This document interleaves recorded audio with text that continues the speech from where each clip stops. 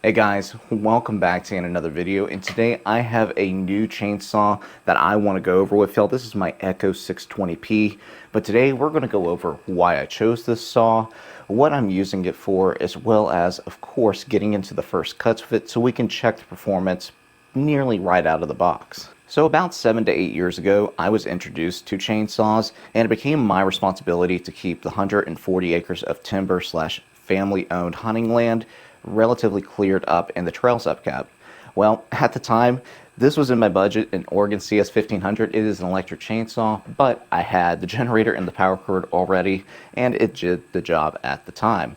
But obviously, it was going to need to be upgraded. Now, my papa was more than kind enough to allow me to use his saw, and that is going to be this Stihl 039. This thing is about 30 years old. It's got a 20-inch bar on it, and it's a beast. It's 64 cc's, but being that it is 30 years old, while reliable, you don't have a lot of the nicer features of today's saws. If there is an anti-vibration system, it's minimal at best. It's really hard to start. I can't tell you how many times I've broken this cord on the side. Every year I have to buy 2 or 3 of them. So it got a little annoying when you came up here for the weekend. You broke your recoil in the woods, and then you're making an hour trip back to the house. Granted, that is still a great backup saw, which brings us to today's saw, and that is the Echo 620P. Now, initially, I did want the full wrap handle, the PW. Somehow that got misconstrued with the dealer, and they ordered the wrong saw. It's not the end of the world, and I kind of went ahead and really needed it. But what I got the saw with is a 24-inch bar. I felt like that was a good size for the trees we have on the property, as well as bucking, and I don't have to bend over quite as much whenever I'm getting some stuff closer to the ground. This is a 60cc saw, which is really all we need down here in the southeast for the majority of our projects. But I wanted this professional size saw really and truly because I believe in buy once, cry once. It's that simple. I probably could have gotten away with a Timberwolf CS-590 in all reality. I'm a weekend warrior, but I wanted something last me 20 years, easily be able to find parts for quite some time, and, well, I wanted some of the nicer features. So when I say nicer features, using the Stihl, like I said, it was great. However, I kept breaking the recoil primarily because I didn't have any type of decompression, and this thing has got some power to it. It'll snatch that recoil out of your hand, and it's got 2 small dog ears in it, unfortunately, and they constantly break. Even if you try to be gentle, get that first tug in, I've just had problem after problem with that. However, it's been reliable as it can be, and I am a Stihl fan. Now, if that's the case, why did I get the Echo? We'll get into that in just a second. But with the 620, the anti-vibration, after running a tank through it, already feels phenomenal. You have a decompression release, which is nice as well. And as far as the difference between this and the 590, you get a little bit bigger carburetor, you get an infinite coil. There's a couple other things. You get a magnesium clutch cover over on the other side, and the aluminum handle. So it's just a little bit tougher built. There is a difference, and that's why I thought that the value of the CS590, while great, I think I got a little bit more out of my money by going ahead and just getting the 620 XP off the bat. But when you're looking at the 60cc saw class, you have 3 major options as far as the higher end saws. You have the, let's see, the Stihl 362 and the Husqvarna Mark II 562, maybe, I think is that number. I could be wrong. But anywho, the reason I didn't go with the Husqvarna is I didn't like how on the side, the clutch is built on the outside, and if you get the bar stuck, I was concerned how hard it was going to be to get the saw itself or the body away from the chain or getting that chain off. The other problem I had with the Husqvarna is we just don't have the dealers in our area or even close by, so it just didn't make that much sense. Now, while I do like Stihl, that 362, they're like $1,200 to $1,300. If I was consistently cutting, yeah, sure, let's go for it. I'm a weekend warrior. It's 140 acres. The reality is I do want a very good saw, but it's hard to justify spending $1,200 to $1,300 when this thing is $730. Now, admittedly, the 620 is a little bit behind the competition, about 5 to 10 years. The Echo, or not the Echo, the Stihl and the Husqvarna have electronically controlled carburetors, which give you a little bit better fuel economy and a little bit more power. However, the few $100s difference really didn't matter too much to me, considering I may be running a few gallons of fuel through this thing a year, and you get more simplicity. This is still a saw that you can easily work on by yourself. For instance, when I first got the saw, I went ahead and changed the air filter in it, because that's one of the notorious things with this particular saw compared to its competition. It doesn't have the best air filtration. And I had to adjust the carburetor a little bit because I had problems with hard starting. We take that cover off real quick and you'll be able to see. But this was a super easy install, didn't take much time. But I went ahead and put that new air filter on. It's got a CS400 air filter on inside of this cover, and this gets the larger shavings out. But yeah, that's the main reason I bought it. It was less expensive than the competition. It's a great professional saw while not breaking the bank, especially again for the weekend warriors like myself. But I still hope it'll be reliable for quite some time and be able to cut a couple loads of firewood a year, as well as clear tree damage as needed. Now we're about to go down and get this saw into some wood. I know that's what everybody wants to see. And this isn't going to be a wood yard. This is going to be going into the woods and cutting these trees that have fallen out of trails. Now before we go, I want to mention two things. One, yes, I did have to adjust the carburetor. It started fine, however I noticed the idle was a bit low, and when I ran it through the first tank, it got hot and I had a hard time restarting it. Sure enough, I did about a quarter of a turn to a little over a quarter of a turn on the low speed setting. It brought the idle speed up, and I've had no issues getting this thing to start when hot. So that was a super easy 5-minute fix at most. The other thing I want to mention, just like y'all, you're probably here because you're trying to decide, do you want to get one of these things? Is it worth it? Well, I did the same. And I have to thank Okie Woodsman's YouTube channel. He has a lot of content on the Echo 620s.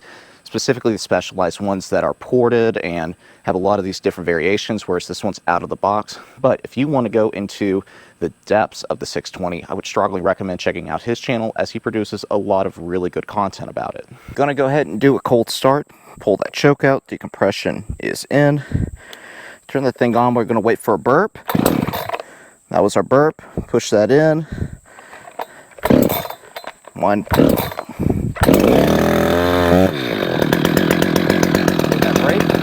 I want to go ahead and let that saw warm up for a couple of minutes, then we're going to get to cut.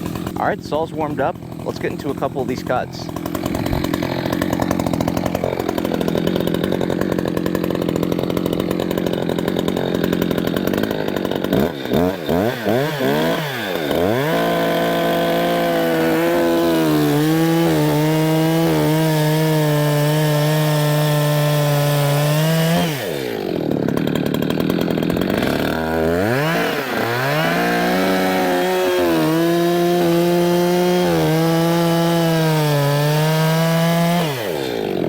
This thing is hot now. We're going to see how it does on a hot start, and we're going to keep bucking, get a little bit closer look at it. So ignition on, that's it. Decompression. One pull.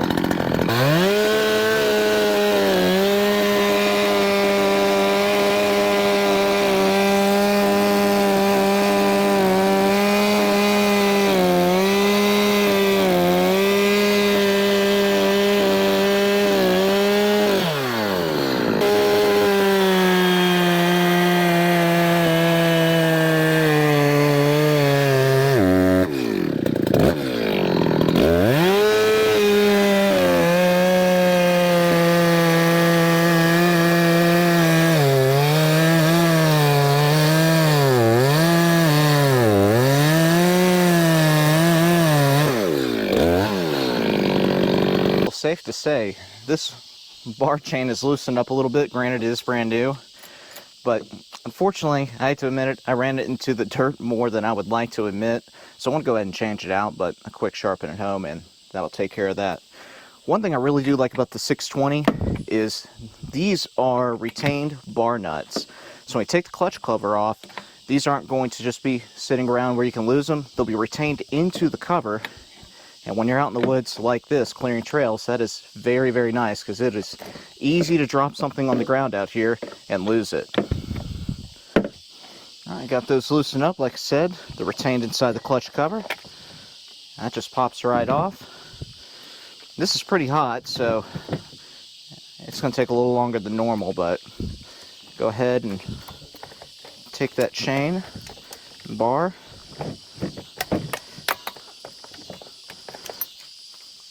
Yeah, that's hot. It is oiling though. I mean, there's plenty of oil. It's just putting it to work. I want to give this a minute to cool down, then I'll change the chain out. So far so good, second tank, and it's doing great.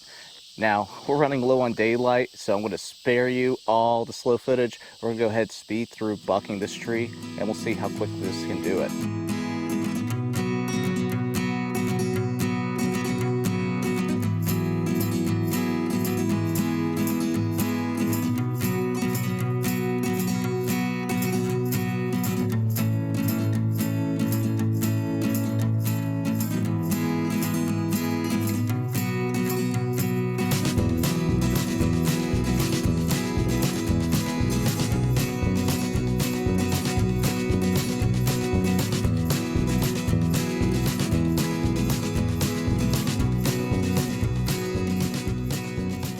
We are finally done bucking this tree, and honestly, that Echo 620 did fantastic.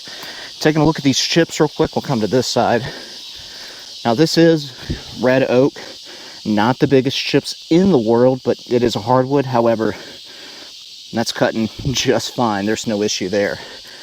Now keep in mind, I'm running a semi-chisel chain. Basically, you have a few different chain types. This is a no skip chain, semi-chisel. Long story short, the full chisels are more aggressive, so you get a little bit bigger pieces, but they don't wear quite as well. So I like to run the semi-chisel, just my personal preference. I'll go ahead and link right up here in the corner the chains I'm using with this saw. I really like this company. I use them across all my saws, and I'm really happy with the quality and the price. Well, these mosquitoes are coming out in force now, so we're going to keep this brief, but the Echo 620P, phenomenal saw, super happy with today's performance, and I think that 24-inch bar is phenomenal addition to it. Long enough to get through some bigger stuff, but still not too long that I'm losing a whole lot of torque. Although I will adjust the carb a little bit and maybe dial down the RPM just a tad to stay a little bit better in the torque range.